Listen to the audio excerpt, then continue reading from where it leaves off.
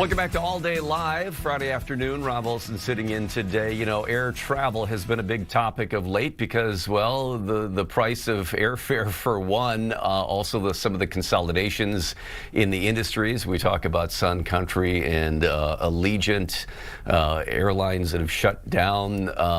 But there's some good news trying to make travel better, and that is a big construction project at Terminal 2 at MSP International Airport, and the Metropolitan Airports Commission today is showing off some of the progress of that construction project. So joining me right now to talk more about that is Jeff Lee, or Lay. I can never remember, Jeff, how to pronounce your last name.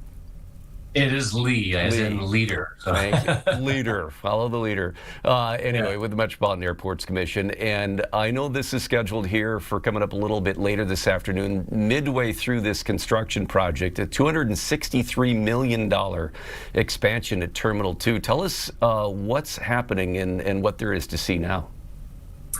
Yeah, so we're now marking 25 years of when Terminal 2 opened this month.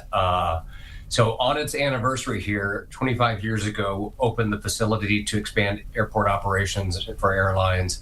And now we're 2 years into about a 3-year project to expand the facility once more. We're just under a year from opening up the newest section of Terminal 2. And the progress is going great. The structure itself and the outside have been completed, and now crews are really working on the inside to bring it to life.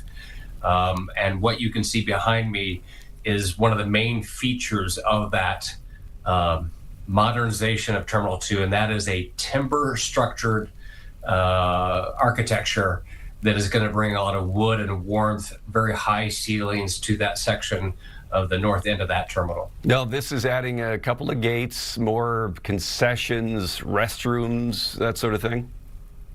Yeah, so really we're adding 2 more jet bridges, but we're also adding space for the last two hold rooms, currently 13 and 14, that are really sharing one jet bridge, and then it splits off.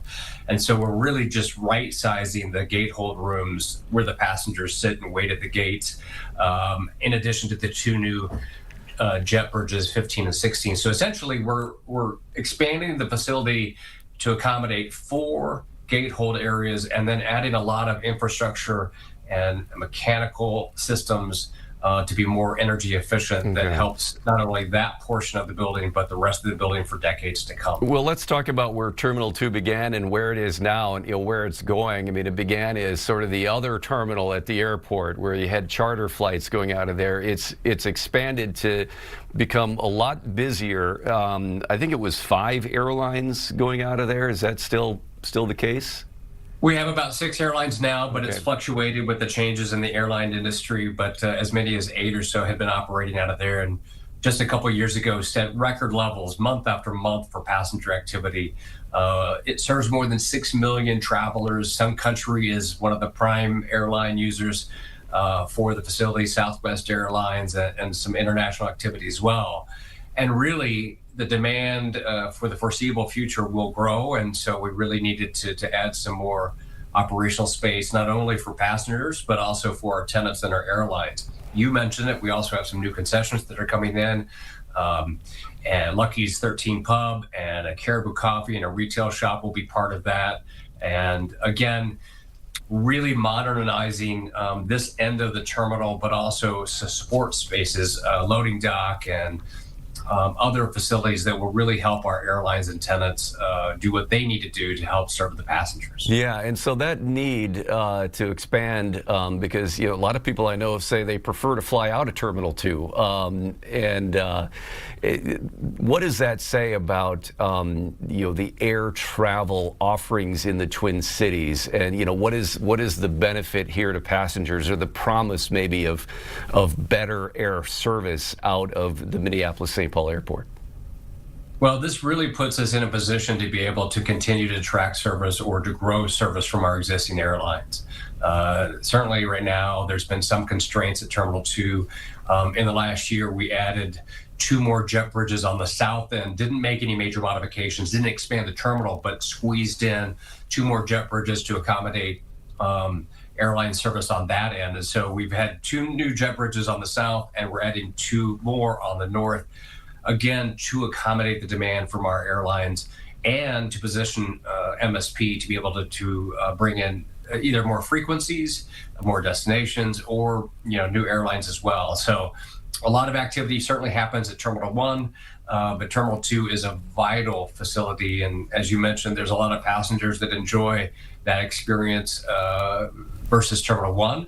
And certainly it serves, again, more than 6 million passengers a year. Yeah, hopefully that means with more service options, more competitiveness in terms of not only where you can go, but the prices you pay.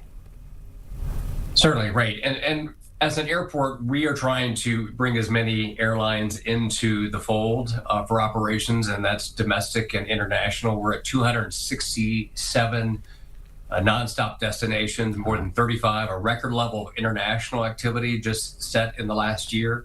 So from an international perspective, we are serving more destinations than we've ever served before. And domestically, we are trying to certainly serve as many nonstop destinations as possible through our many airlines.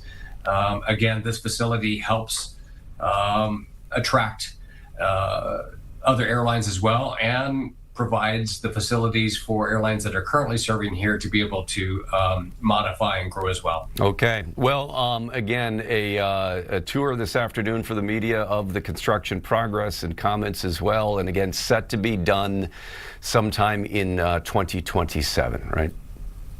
Great. Thank you. Yeah. All right, Jeff Lee. Pardon me. I'll get that right one of these days.